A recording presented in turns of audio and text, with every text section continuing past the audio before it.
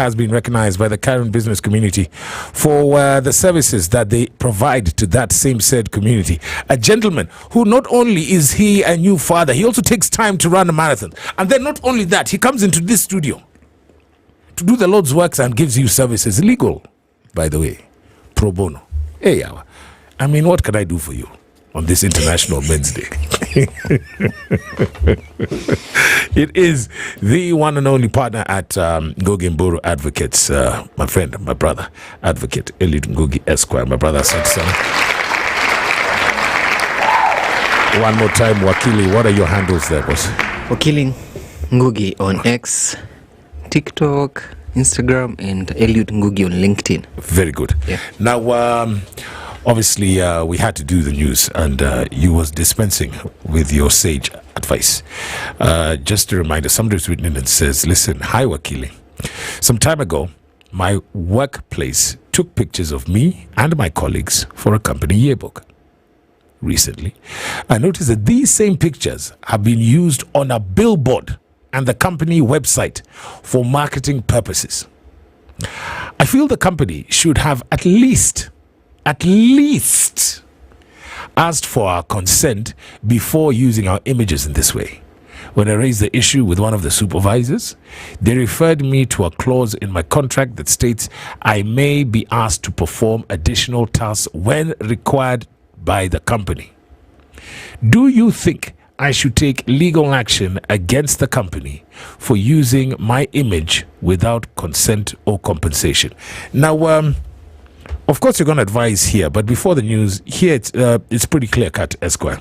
As brilliant as you are, once somebody has put pen to paper, even you will find it a bit of a challenge. What is a challenge? To, extricate one from this scenario. But me, I want to talk about, because you're like, sign here. Then they sign, then they come to you because, and here, of course, I'm being extremist, but the clause that says I may be asked to perform additional tasks when required by the company. Now, let's say I'm trying to think of an extreme scenario, bruv. Okay, because me in my example early on, I said it's like that of Kwach, ebu leo tafadhali kwa hisani yako, and it's please, clean the studio. Where we're at. Yes. It's looking filthy. Clean it. And I'm like, hey, boss. Me, botch, no. But they're like, no, but that is also your office. Additional tasks. Did you not see that? Be sure, clean that studio for you also work there. Yes? Otherwise, there'll be consequences and or repercussions. And then I get a love note, which of course is a memo. Yes? Memorandum of understanding, a warning. Could you excrete? Could you? And this is after the fact, boss. Is there anything that you can do for me? There is. There's something we can do. There's always a loophole somewhere we can use to actually help you get out of some of these things which are unforeseen. But also, it doesn't mean that you should come in and blindly sign off documentation. So I'll first ask you for that copy of your contract. And we'll go through it and we shall then review and find out how did you even sign this contract. Were you in your right frame of mind? You could have been on a Saturday morning and you had just come out from your party and you were called to this office and you were told, oh, sign here, and you were still intoxicated. Or we could look for another that's interesting. So somebody who wants to get out of something, just say I was high. No, you need to prove. You need to prove. So all these things. No. Now, Esco, I know you're good, but how do I prove that it's 2024? Yeah. That on the 7th of March, 2021, nilikuwa maji kiasi. So you may have some receipts. Hey, right? That's why they say keep receipts for everything. You have some receipts from where you went and enjoyed your evening. Yes. It may be a very hard thing to prove. Right. For example. But then, as you sign this documentation, And in this case scenario where they have used your image, and we have a very vibrant office of a data commissioner in this country, Sharp, which was established under the Data Protection Act of Kenya, which has terrorized several people in this town, because there's the requirement to expressly grant consent when your image is concerned. You cannot just say that there was a general clause where we said one can come in and because you are an employee of this company, that is okay for us to proceed and now use your image to make more profits. There's a requirement to expressly consent to a specific event as that event take place. So we cannot just say because you work here, Standard Media, and because you signed a contract that said you have granted us all your rights to use your image, then we can proceed and now put a billboard. Thank you. Now, you see, Wakili, as an individual, you're a gentleman, even as you are a lawyer. But this is the thing. A legal practitioner once told me a long time ago, it says, my son, don't antagonize your boss. Are we clear? Now, this person, is it possible, because I'm asking questions before you give this person solutions. Is it possible for me, because here we're going to a lawyer, we're coming to you. I'm going head to head with my boss. No, not my boss, with my company. All right?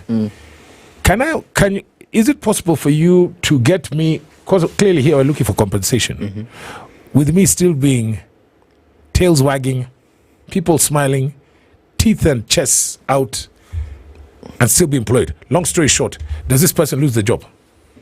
Do I have to be out to get my... You don't have to be out. I know that's why you are asking. Yes. Because a lot of us are afraid Thank you. of standing up for our rights because we are afraid we will get discriminated. But I have talked here before about constructive termination, which is because of the employer being afraid of you, they will try and find ways to get you out of the way. You have, by the way. And so, in such a scenario, the law is on your side because you are not supposed to be discriminated. Just because I came to the manager's office and I said, hey, I am not happy with being made to work these hours. Right. And because of that, I also understand that there's a clause that grants me a right to get paid overtime. Sharp. Now I'm requesting for my payment. Or rather, not even requesting, I'm demanding for my overtime payment. As you do so, the manager should not then turn against you and tell you, you know what, you work in this company, you already signed this document, and you cannot tell me what to do, and end up leaving you to suffer. Or tell you, take me wherever you want to take me. You have the law on your side, and you should be able to stand up and say, manager, I am demanding for my payment.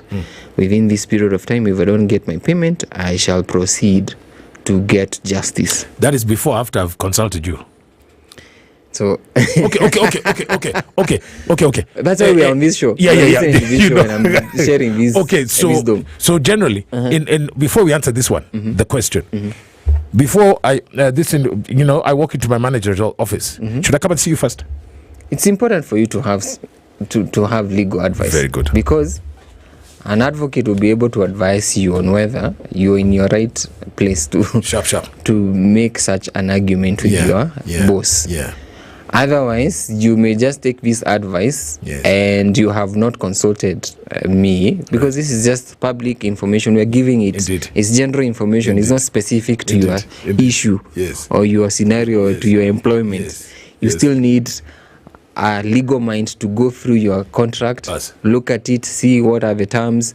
Then you also bring your documentation to show when you are instructed to show up in a place where this was not in the contract. And then you get some advice before you face your boss. I like that. So you need to have some knowledge before facing or fighting. And that's why we say we really appreciate when Akili dissects it for us. So now here, okay, so it is, there's no gray area. So now let's get back to the question at hand. In this particular scenario, sorry, Esquire. So there's billboard, and the internet never forgets, Baba. Billboards are there for a duration. True. Okay. But the internet never forgets. Advise here, because manager said it was in the clauses, so you have signed. But now the question is, do you think I should take legal action against the company for using my image without consent or compensation? Yes, you should. Should be able to. But also, one, how are these writings? Because you're claiming that you did not see the small writings in this contract of employment. Yeah. Because these writings would have probably have said that in case you have any issue, upon request, you should be able to raise a concern, or you should be able to decline. So you have an option of saying yes or no. But you went ahead and just... Yes. You are requested, you are told, hey, there's a photo shoot for the company, come dressed up this way, and we'll be happy to use some of your images. And you just showed up and went ahead. Yes. Then later on, it's in the middle of the month, today's on 19th. Yes. And now you have realized there's a way you can fight your boss. So it's important to see how the wording is. Yes. But if the wording is right there on your document, and it says maybe that you work certain hours, or there'll be use of the images, we could challenge this under the Data Protection Act. With a provision for express consent before your image is used. And you can now seek the intervention of a data commissioner to come in and get you justice, because this should be under the Constitution. One, you have a right to privacy, because when your face is being put in that billboard, we don't know who is seeing this billboard. There is also a provision under Article 28 on dignity, or your dignity needs to be, human dignity needs to be upheld at any time, or respected and protected under the Constitution of Kenya. And so does that, because you see, this listener has not told us how this image is being used. They're saying? Yes. It's on a billboard and on the company website. So I may be attending a certain church. Yes. And I'm associated. Maybe I have not disclosed to my employer that I do certain things. I'm a person of a certain faith. Yes. And the billboard is promoting certain things that are contrary to my beliefs and are likely to damage my reputation in that private life that I live. And so you should be compensated because your dignity is no longer being upheld or respected. Okay, so that's pretty cut and dry. Yeah. But in terms of reading between the lines or bottom line, because we were talking about it with Jeff, right? Like even now on with the internet, they're like terms and conditions apply. And as serious as I know people, medications, I know people, me myself, you write me the prescription, I will go to the pharmacy, they'll give it to me. Yes? Or skip the doctor bit, I just go to a pharmacy and say, I feel this way, what's cooking? Give me something. I don't read the black and white that's on the medication. If something happens, because my madam is a lawyer like yourself, she reads everything. Is it that we are not litigious, we just don't have the time or inclination as Kenyans when it comes to these things? And should we? If I don't read and then something happens to me, can I come to you and you'll sue for me? I think let's ask direct questions. It will be difficult for us to protect you, yet that information is right in your face. And sometimes we have clients who come to us and or who come to me, and I'll tell the client, hey, I believe you have a very weak case.